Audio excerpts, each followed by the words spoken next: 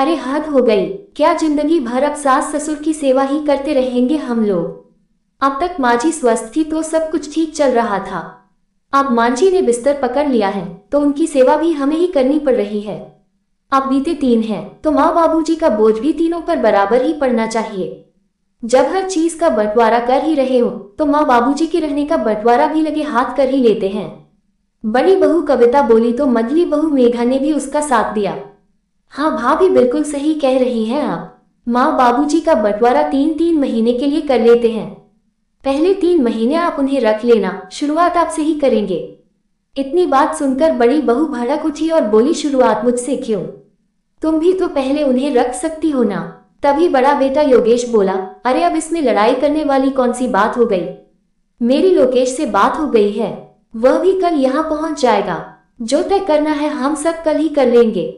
बल्कि मैं तो कहता हूँ जैसे हम बचपन में सिक्का उछाल कर डिसाइड करते थे कि कौन पहले खेलेगा कौन बाद, वैसे ही अभी माँ जी और बाबूजी के नाम का सिक्का उछाल लेते हैं। जिनके हिस्से में उनका नाम आएगा वही उन्हें पहले 3 महीने रखेगा। अब अभी बाहर से टहल कर आए हुए घनश्याम जी चुपचाप कोने में खड़े अपने बेटे बहू की सारी बातें सुन रहे थे। दबे पांव सीधे अपने कमरे में जाकर अपनी पत्नी राधा जी से बोले, देख रही होगी राधा, ये हमारे वही बेटे हैं जो बचपन में इस बात के लिए सिक्का उछलते थे कि आज बाबूजी के साथ उनके कंधे पर बैठकर मेला देखने के लिए कौन जाएगा। अब हमारे वही बेटे हम लोगों के नाम का सिक्का उछालेंगे कि जिसके हिस्से में हमारा नाम आएगा कौन हम लोगों को पहले रखेगा। क्योंकि कोई भी बेटा अब अपने बूढ़े माँ बाप को अपने साथ रखना नहीं चाहता। आप क्या यही दिन देखना बाकी रह गया था इस उम्र में? जो बच्चे बचपन में तुम्हारा आंचल पढ़कर पीछे पीछे घूम करते थे, वही बच्चे अब अपने माँ बाप को अपनी सौंप रखना बोझ समझते हैं। वैसे भी इन दोनों बेटों और बहू के झगड़े तो इतने दिनों से देख रहे थे। अब तक तो केवल संपत्ति और जायदाद का बंटवारा करने की बात चलती आ रही थी, लेकिन उन सब से भी उनका मन नहीं भरा तो अपने माँ बाप को भी बांटने पर आ गए हैं। क्या यही दिन देखने के लिए माँ बाप अपने बच्चों को पढ़ा लिखा कर अपने पैरों पर खड़ा किया करते हैं कि उनकी शादी के बाद ये बेटे अपने पत्नियों की हाँ में हाँ मिलाकर हमारा जीवन दुश्वार कर दें? अपने पति घनश्याम जी की बात सुनकर राधा जी बोली, अजी चिंता तो मुझे भी बहुत हो रही है, लेकिन जब अपनी औलाद ही खोटे दिल की हो तो क्या किया जा सकता है। भगवान सब ठीक करेगा। मैं तो पहले से ही बीमार पड़ी हूँ। अजी इतनी ज्यादा टेंशन मत लीजिए, टेंशन की वजह से कल को आपको कुछ हो गया तो आपका ख्याल कौन रखेगा। अपने पैरों से अपाहिज बिस्तर पर लेटी हुई राधा जी लड़खड़ाती आवाज में बोली, राधा लेकिन मुझसे अब ये सब बर्दाश्त नहीं हो रहा। अब हमारे बच्चे हमारे भाग्य का फैसला सिक्का उछल कर करेंगे। अरे हम का कोई फुटबॉल है जो जब जिसका जी किया आकर के कीक मार के चले गए। पता नहीं भगवान ने हमारे भाग्य में और क्या क्या देखना लिखा है। इतना कहकर वे उदास मन से बिस्तर पर जाकर सो गए। उधर हालात से मजबूर राधा जी भी अपने आंसुओं को छुपाती हुई अपने पुराने दिनों की यादों में खो गई। अरे बधाई हो राधा, तीसरी बार भी तुम्हारा बेटा ही हुआ है। अरे घर में धन दौलत की कोई कसी नहीं होगी। जिसके 3-3 बेटे हैं उसकी तो ऐसी ऐस है। तीनों बेटे इसी बात के लिए झगड़ेंगे कि अम्मा बाबूजी को मैं रखूंगा। तीसरा बेटा पैदा होने पर राधा जी की जेठानी ने उन्हें यही कहा था। राधा जी और घनश्याम जी के 3 बेटे और बहुएं हैं। उनके 2 बेटे योगेश और आलोक और उनकी बड़ी बहू कविता और मेघा संयुक्त परिवार का ही हिस्सा है। ये दोनों बेटे अपने पिताजी का कारोबार संभालते हैं, जबकि तीसरा बेटा बेंगलुरु में नौकरी करता है, जिसकी प्रेरणा नाम की लड़की से 1 साल पहले ही शादी हुई है। घनश्याम जी की बड़ी बहू और मछली बहू की आशीष में बिल्कुल नहीं बनती थी। बड़ी बहू कविता जो भी काम करती वह मझली बहू मेघा को बिल्कुल अच्छा नहीं लगता था और मेघा कुछ भी कहती तो कविता हमेशा ही उसकी बात को काट दिया करती थी। बहुत बार दोनों बहुएं रसोई में ही कुत्ते बिल्ली की तरह झगड़ने लगती और पूरे घर को सिर पर उठा लेती। इस बात का खामियाजा राधा जी और घनश्याम जी को भुगतना पड़ता था, क्योंकि कविता और मेघा दोनों में से कोई भी अपने बूढ़े सास ससुर को खाना तो छोड़ो चाहे नाश्ता देने तक के लिए राजी नहीं होती थी। कितनी बार तो दोनों बहुएं पूरा पूरा दिन रसोई में कदम तक नहीं रखती थी और बाहर से खाना मंगवा कर खा लेती थी। अपने अपने पति को भी उन्होंने कहा हुआ था कि दोपहर का खाना बाहर से ही खा लेना और बच्चों को भी स्कूल कैंटीन से खाने के लिए पैसे दे देती थी। देवरानी जेठानी को एक दूसरे का मुंह न देखना पड़े, इस कारण परिवार के सभी सदस्यों को घर का बना खाना भी नहीं मिल पाता था। बाकी सब लोग तो बाहर का खाना आराम से खा लेते थे, लेकिन राधा जी और घनश्याम जी को घर का खाना ही पचता था। लेकिन किसी को भी इस बात की रत्ती भर फिक्र नहीं थी। राधा जी खुद ही अधेड़ उम्र में रसोई में जाती और अपने और घनश्याम जी के लिए हल्का फुल्का खाना तैयार करती, जैसे कि दलिया या खिचड़ी बनाकर ले आती। इस पर भी दोनों बहुएं चिल्लाती, माँ जी खाना बनाने के बाद रसोई कितनी गंदी छोड़ देती हैं आप, अब ये सब कौन साफ करेगा। राधा जी की उम्र हो चली थी और ऊपर से शरीर को बीमारियों ने घेर लिया था। डॉक्टर ने उन्हें आराम करने की सलाह दी थी, लेकिन जब दोनों बहुएं ही सास ससुर को खाना देने से पल्ला झाड़ गई तो उन्हें ही अपनी जिम्मेदारी खुद उठानी पड़ती थी। राधा जी और घनश्याम जी का परिवार उनके पुश्तैनी मकान में ही रहता था। घनश्याम जी अपनी पत्नी राधा जी के साथ ग्राउंड फ्लोर पर रहते थे, जबकि दोनों बच्चे और बहुएं ऊपर की मंजिल में बने अपने अपने कमरों में रहते थे। वैसे तो यह मकान इतना बड़ा था कि दोनों बहुओं को ऊपर के कमरे में रहने की कोई जरूरत नहीं थी, लेकिन कोई भी बहू अपनी सास ससुर के साथ नीचे रहने को तैयार नहीं थी, क्योंकि अक्सर राधा जी और घनश्याम जी से मिलने के लिए रिश्तेदार आया करते थे। ऊपर रहते हुए उन्हें मेहमानों को चाय नाश्ता भी नहीं करवाना पड़ता था। वे जानती थी कि जो भी नीचे के कमरे में रहेगा उनकी आज़ादी खत्म हो जाएगी और कोई भी अपनी आज़ादी को खोना नहीं चाहता था। दोनों बहुओं को बाहर घूमना फिरना मौज मस्ती करना बहुत पसंद था, इसीलिए अक्सर घर में खाना नहीं बनता था। यही बात घनश्याम जी को अंदर ही अंदर हमेशा कचोटती रहती थी। उनकी पत्नी के बीमार होने पर भी उन्हें घर का पूरा काम और रसोई का काम करना पड़ता था। इसीलिए बहू की हरकतों से तंग आकर एक दिन घनश्याम जी अपने दोनों बेटों को बुलाकर बोले, योगेश और आलोक, तुम जानते हो कि तुम्हारी माँ की तबीयत ठीक नहीं रहती है और तुम्हारी पत्नियां अक्सर बाहर चली जाती हैं ताकि उन्हें रसोई में खाना ना बनाना पड़े और घर का काम न करना पड़े। लेकिन ये बात बिल्कुल भी सही नहीं है। अगर दोनों बहुओं की आपस में नहीं बनती तो वह घर का काम बांट ले। सुबह की रसोई कविता संभाल लिया करे और शाम की रसोई मेघा। लेकिन यूं रसोई के काम से बचते रहना कहाँ की अकालमंदी है। पिता की बात सुनकर दोनों बेटों ने अपनी अपनी पत्नी को समझने की कोशिश की। पहले तो दोनों ये बात समझने को तैयार नहीं थी, लेकिन 2-3 दिन के पश्चात जब दोनों बेटों की बाहर खाने से एक साथ तबीयत खराब हुई तो दोनों बहुओं ने घर के काम को बांट लिया। कविता सुबह का नाश्ता बनाती और मेघा रात का, ताकि दोनों को रसोई में एक दूसरे का मुंह न देखना पड़े। सुबह और शाम दोनों वक्त का खाना उन्हें समय पर मिलने लगा था, लेकिन प्यार और सम्मान के साथ नहीं। दोनों बहुएं अपनी सास ससुर से बात करना भी पसंद नहीं करती थी। एक दिन राधा जी ने अपनी छोटी बहू मेघा को बस केवल इतना ही कहा कि बहू, आज चाय में थोड़ी शक्कर ज्यादा थी, मुझे डायबिटीज की शिकायत है तो चीनी थोड़ा कम ही डाला करो। राधा जी के इतना कहते हैं मेघा ने बवाल मचा दिया और बोली, माँ जी आप एक काम क्यों नहीं करती, आप दोनों समय का चाय नाश्ता खाना अपनी लाडली बहू से ही क्यों नहीं बनवा लेती, वह तो मुझसे भी अच्छी चाय बनाती होगी ना, इसीलिए तो मेरे चाय में नुस्खा निकल रही है। एक तो इस बुढ़ापे में आप की सेवा खिदमत करो, ऊपर से इनकी 4 बातें भी सुनो। जरा रसोई में आकर देखिए तो सही कितनी गर्मी है। एक तो इतनी गर्मी में सबके लिए चाय नाश्ता बना रही हूँ, ऊपर से आप मुझे नखरे दिखा रही है। अगर यूं ही मेरे बने चाय नाश्ते में आपको नाक मुंह चढ़ना है तो मुझसे नहीं होगा। आप दोनों के लिए चाय नाश्ता बनाने का काम बनवा लीजिए अपनी लाडली बहू से। उधर जब बड़ी बहू कविता को ये बात पता चली कि मेघा ने माँ जी से ऐसी बातें कही है और कहीं सास ससुर के दोनों वक्त का खाना उसे ना खिलाना पड़ जाए, ये सोचकर वह बोली, माँ जी जो मिले खा पी लिया कीजिए, क्यों बेवजह बेमतलब की रोका टोकी करती रहती हो। आपको मालूम है कि हम दोनों तो बाहर भी खाना मंगवा कर खा लेंगे, लेकिन आप लोगों का खाना बाहर से नहीं चल सकता, क्योंकि आपको वैसे भी डॉक्टर ने काफी चीजों से परहेज करने को कहा है। अब रोज रोज घर में खाना बन रहा है तो उसमें भी आपके नखरे हैं। उसी दिन घनश्याम जी और राधा जी समझ चुके थे कि अब उनके बेटे बहू के लिए वह बोझ से ज्यादा और कुछ भी नहीं है। राधा जी जो पहले से बीमार चल रही थी, आए दिन होने वाले दुर्व्यवहार को सहन नहीं कर पाई। एक दिन अचानक उनकी डायबिटीज इतनी बढ़ गई कि उनका शरीर लकवाग्रस्त हो गया। अब उनके शरीर का आधा हिस्सा बेकार हो गया और वे व्हीलचेयर पर आ गए। अभी तक तो जैसे तैसे वह अपना काम कर लिया करती थी, लेकिन लकवाग्रस्त होने के बाद अब वह दोनों बिल्कुल बहू के रहमो करम पर आश्रित हो चुके थे। राधा जी बेबस होकर कभी अपने बिस्तर पर तो कभी व्हीलचेयर पर ही पड़ी रहती थी। घनश्याम जी अपनी पत्नी का ध्यान रखने के लिए अब घर पर ही रहने लगे थे, क्योंकि बहू से तो बड़ी मुश्किल से ही उन्हें 2 वक्त का खाना दे जाती थी। एक बार रोटी देकर गई, फिर दोबारा कमरे में झांकती तक भी नहीं थी। घनश्याम जी के घर बैठने के कारण उनके दोनों बेटों योगेश और आलोक में अब व्यवसाय को लेकर लड़ाई शुरू हो गई।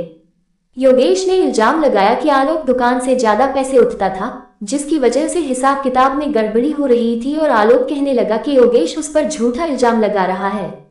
खैर, सारी बातों का निचोड़ यही निकला कि दोनों भाइयों को अब अलग हो जाना चाहिए और अपनी अपनी जिम्मेदारियां उठानी चाहिए। योगेश का कहना था कि अब मेरे बच्चे भी बड़े हो रहे हैं तो उसका खर्चा ज्यादा है। अगर आलोक किसी तरह दुकान से पैसे निकलता रहा तो वह एक दिन दूर नहीं जब खाने के लाले पड़ जाएंगे, इसीलिए बंटवारे में ही फायदा है ताकि हम दोनों अपने अपने पैसे बचा पाए। दोनों ने मिलकर फैसला कर लिया कि जब दुकान में दोनों संभाल रहे हैं तो दुकान के केवल 2 हिस्से किए जाएंगे, क्योंकि तीसरा भाई तो बेंगलों में नौकरी करता है। दोनों ने मिलकर पुश्तैनी मकान और गांव में 20 बीघा जो खेत है उसका फैसला भी खुद ही कर लिया, जिसमें पुश्तैनी मकान एक के हिस्से आ गया और गांव की जमीन दूसरे बेटे के हिस्से में आ गई, क्योंकि उनके तीसरे भाई लोकेश ने अपना मकान बेंगलुरु में ही बना लिया था, इसलिए उस मकान की जरूरत नहीं थी। हालांकि गांव की जमीन के बारे में उन्होंने विचार किया कि इसके 3 हिस्से किए जाने चाहिए, जो तीनों में बराबर बराबर बांट दिए जाए। ऐसा बंटवारा सुनकर दोनों बहुएं बड़ी खुश हो गई। मेघा अपने पति आलोक से बोली कि मैं तो कब से अलग होना चाहती थी, मगर आप ही नहीं मान रहे थे। देखा आज कैसे बड़े भैया ने आप पर इल्जाम लगा दिया, जबकि मैं भी जानती हूँ वह कोई दूध के धुले नहीं है। वह हर महीने दुकान से ज्यादा पैसे उठाते थे, लेकिन आपने तो कभी उनसे हिसाब नहीं मांगा। हिसाब मांगना तो दूर, सीधा आप पर ही इल्जाम लगा दिया। दूसरी ओर योगेश की पत्नी कविता ये सोचकर खुश थी कि रोज रोज अपनी देवरानी का मुंह नहीं देखना पड़ेगा, और बोली मैं तो आपसे पहले ही कहती थी कि ये दोनों पति पत्नी एक नंबर के चोर है। अच्छा हुआ इनसे छुटकारा मिल जाएगा। दोनों बेटे इतने खुश थे कि अलग होने की खुशी में वह माता पिता को जैसे भूल ही चुके थे। घनश्याम जी और राधा जी बैठे बैठे सब देख रहे थे और उनकी बातें सुन भी रहे थे। मन ही मन सोच रहे थे कि जो बेटा बहू हमें अपने साथ रखेंगे, हम खुशी खुशी उनके साथ रह लेंगे। वैसे भी हम बूढ़ों को इस उम्र में चाहिए ही क्या, बस 2 समय की रोटी, इसीलिए आप कुछ मत कहिएगा। तभी घनश्याम जी बोले, अरे राधा, मैं बेवजह क्यों बहू बेटों के बीच में फटे में टांग अड़ाने लगा, लेकिन हाँ, अगर बात हमारे वजूद पर आ गई तो मैं भी चुप नहीं रहूंगा। कुछ देर बाद जब घनश्याम जी बरामदे में टहलने के लिए निकले तो उन्होंने देखा कि उनके बेटे और बहुएं किसी गंभीर विषय पर चर्चा कर रहे हैं। वे सोचने लगे कि आज तक जिन बेटे बहुएं में 36 का आंकड़ा था, आज हर चीज का बंटवारा और फैसला करने के बाद कैसे चारों साथ में बैठकर आगे की प्लानिंग कर रहे हैं। तभी उनके कानों में बड़ी बहू कविता के स्वर गूंजे, कल देवर जी के आने के बाद माँ की और पिताजी के नाम का सिक्का उछाल लेंगे, जिसके हिस्से में उनका सिक्का आएगा वे दोनों उसी के साथ पहले 3 महीने रहेंगे। तभी मेघा बोली, भाभी आप फिक्र मत कीजिए, जब सभी चीजों का बंटवारा किया गया है तो माँ बाबूजी के रहने का बंटवारा भी बराबर ही करेंगे, किसी एक के माथे नहीं मार देंगे इन दोनों को। दोनों बेटों ने भी अपनी पत्नी के इस बात में सहमति जताई। अपने और अपनी पत्नी के बारे में ये सब बातें सुनकर घनश्याम जी अंदर तक टूट चुके थे। उनकी तो मानो शरीर से जान ही निकल गई हो। उसी रात को वह जैसे तैसे सो गए, लेकिन अगले दिन सुबह उठे तो गंभीर सोच में बैठे थे कि अब उनके रहने का भी बंटवारा हो जाएगा। ये सोच सोचकर उनका दिल बैठ जा रहा था। उसी समय उनका सबसे छोटा बेटा लोकेश भी अपनी पत्नी के साथ घर पहुंचा गया और सीधा आने पर माँ बापूजी से मिलने के लिए उनके कमरे में गया या और अपनी माँ को ऐसी हालत में देखकर परेशान हो गया। फिर अपने पिता से कहने लगा, बाबूजी 1 सप्ताह हो गया माँ को बीमार हुए, लेकिन आपने मुझे फोन करके भी नहीं बताया। ये तो कल बड़े भैया का फोन आया, तब मुझे माँ की हालत के बारे में मालूम पड़ा। इस पर घनश्याम जी बोले, बेटा मुझे मालूम था कि तुम नौकरी में बहुत व्यस्त रहता है, इसीलिए तुझे परेशान करना उचित नहीं समझा। सुबह के 11 बज रहे थे, लेकिन अभी तक किसी ने नाश्ता नहीं किया। ये जानकर लोकेश की पत्नी प्रेरणा रसोई में सबके लिए नाश्ता बनाने चली गई और थोड़ी देर में माँ बाबूजी के लिए गरम गरम नाश्ता बनाकर लाए और राधा जी को अपने हाथों से गर्मा गर्म नाश्ता खिलाने लगी। उसी समय योगेश और आलोक और भी अपनी पत्नियों के साथ घनश्याम जी के कमरे में पहुंच गए और एक दिन पहले संपत्ति के बंटवारे के विषय में जो फैसला उन्होंने किया था उसे बता दिया। लोकेश ये बात सुनकर हैरान था कि बाबूजी की दुकान, 2 बड़े बड़े मकान और गांव की जमीन में से उसके हिस्से में केवल गांव की जमीन का तीसरा हिस्सा ही दिया गया था। उसी समय बड़ी बहू कविता बोली, देवर जी अब आप आ ही गए हैं तो लगे हाथ माँ बाबूजी के रहने का बंटवारा भी कर देते हैं। हम लोगों ने सोच लिया है कि माँ बाबूजी 3-3 महीने हम सभी के साथ रहेंगे और पहले किसके साथ रहेंगे इस बात का फैसला सिक्का उछलकर किया जाएगा। तभी लोकेश बोला, भाभी यह बात तो ठीक नहीं है। ये दोनों हमारे माँ बाबूजी है, कोई घर का पड़ा फालतू सामान नहीं जिसे आप बंटवारा कर लेंगे। कविता बोली, देवर जी आप तो बेंगलुरु में रहते हुए नोट गिन रहे हैं। इन दोनों की सारी जिम्मेदारी तो हम ही लोगों ने उठा रखी है। फिर लोकेश ने कहा, क्यों भाभी, माँ बाबूजी का कितना खर्चा होता है, उतना पैसा तो मैं हर महीने बड़े भैया के पास भेजता हूँ। तो फिर आप ऐसी बातें क्यों कर रही हैं? अभी यह सब बातें चल ही रही थी कि लोकेश का एक फोन कॉल आ गया, जिसे अटेंड करने के लिए वह बाहर बरामदे में निकल आया। फोन पर बात करके पीछे मुड़ा तो देखा उसकी पत्नी प्रेरणा खड़ी थी और आकर अपने पति से बोली, सुनिए जी, मैं आपसे कुछ बात कहना चाहती हूँ।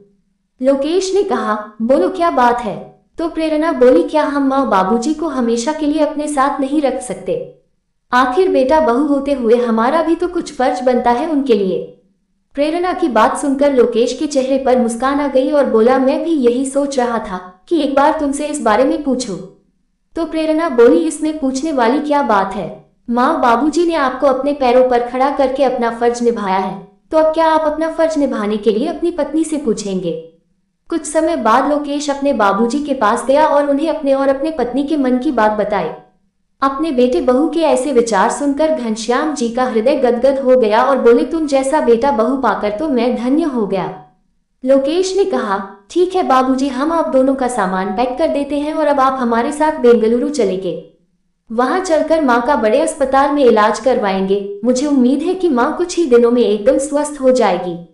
अपने बेटे की यह बात सुनकर घनश्याम जी गंभीर हो गए और बोल, बेटा, लेकिन अभी एक जरूरी काम बाकी है, पहले वह काम कर लो, फिर हम दोनों तुम्हारे साथ चलेंगे।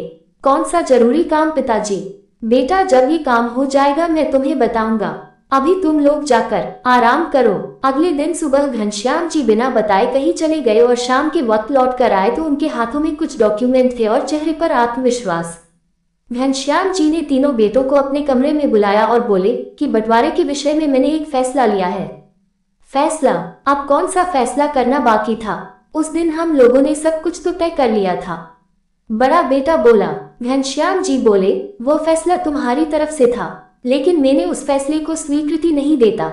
आज मैंने कुछ फैसला किया है, मैं इस घर के 3 हिस्से करने जा रहा हूँ। ऐसा करते हुए उन्होंने कागजात अपने दोनों बड़े बेटों की तरफ बढ़ाए।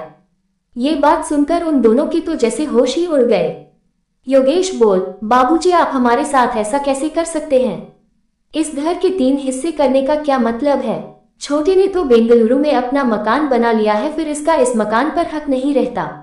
अभी मेरी बात खत्म नहीं हुई, पहले पूरी बात तो सुन लो। मैं केवल इस घर को ही नहीं बल्कि अपनी दुकान को भी 3 हिस्सों में बांट दिया है। गांव का मकान और जमीन में बेचने पर लगा दिया है और सबसे छोटे बेटे लोकेश के साथ में अपना एक जॉइंट अकाउंट खुलवा रहा हूँ। गांव की प्रॉपर्टी बेचकर जितना भी पैसा आएगा वह इस अकाउंट में जाएगा, जिससे मेरी पत्नी का अच्छे से अच्छे अस्पताल में इलाज हो पाएगा। बाकी का बच्चा हुआ पैसा छोटे का ही होगा। ये बात सुनकर बड़ी बहू और मझली बहू गुस्से में आकर जोर जोर से चिल्लाते हुए बोली, ये तो अन्याय है बाबूजी, हमने जो इतने दिन आपकी सेवा की उसका आपने यही सिला दिया। कौन सी सेवा बहू? हमें 2 वक्त की रोटी कौन देगा, इस बात का फैसला करने के लिए भी तुम लोग सिक्का उछाल कर डिसाइड कर रहे थे। अपनी माँ का अस्पताल में अच्छा इलाज करवाने की बजाय तुम लोगों को बंटवारे की पड़ी थी। तुम्हारी इसी सेवा का परिणाम है कि आज मेरी पत्नी व्हीलचेयर पर आ गई है। जरा देखो उसको हालत। ऐसा कहते हुए घनश्याम जी फफक फफक कर रो पड़े। अपने पति को इस तरह रोता देखकर राधा जी की आंखों में भी आंसू बह निकले। दोनों बहुएं जो अभी तक बहुत खुश थी, घनश्याम जी का फैसला सुनाने के बाद अचानक उनकी खुशी गम में तब्दील हो गई। तभी छोटे बेटे लोकेश ने कहा, बाबूजी हमें जायदाद में से 1 पैसा भी नहीं चाहिए, हमें बस आप लोगों का आशीर्वाद चाहिए और उम्र भर के लिए आपका साथ चाहिए। फिर घनश्याम जी बोले, लेकिन बेटा मैं देना चाहता हूँ और तुम मक्ता नहीं करोगे। अगले दिन सुबह घनश्याम जी और राधा जी अपने छोटे बेटे और बहू के साथ बेंगलुरु के लिए निकल गए। वहां पहुंचते ही सबसे पहले लोकेश ने अपनी माँ राधा जी को एक अच्छे डॉक्टर के पास ले गया। डॉक्टर ने कुछ दवाया के साथ स्पेशल डाइट और खास तरह की एक्सरसाइज बताए। प्रेरणा ने सब कुछ अच्छे से समझ लिया और अपने सासू माँ की सेवा में दिन रात एक कर दिया। कुछ दिनों में राधा जी बिल्कुल ठीक हो गई। अब उनका परिवार हंसी खुशी एक साथ बेंगलुरु में ही रहने लगा। तो दोस्तों, घनश्याम जी ने अपनी दोनों बेटों को सबक सिखाने के लिए जो किया वह सही था या गलत, अपनी राय हमें कमेंट करके जरूर बताएगा। अगर आपको वीडियो अच्छी लगी तो इस वीडियो को लाइक करके चैनल को सब्सक्राइब कर देना। आपका एक सब्सक्राइब मेरे लिए 1 लाख के बराबर है।